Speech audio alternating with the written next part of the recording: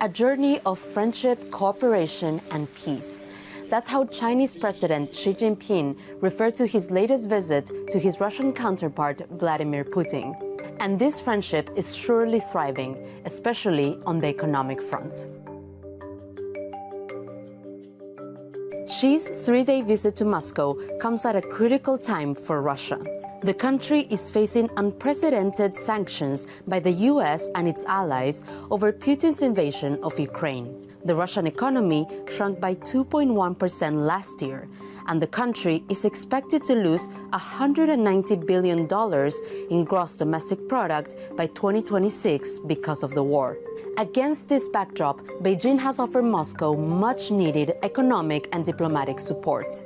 China's imports from Russia have soared since the war began, providing the Kremlin with a vital source of cash. One of the key imports driving this trend? Oil.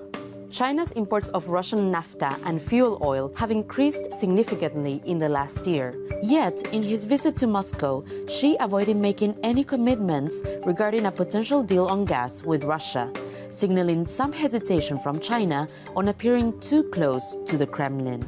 So what does this mean in terms of China's position on the war in Ukraine?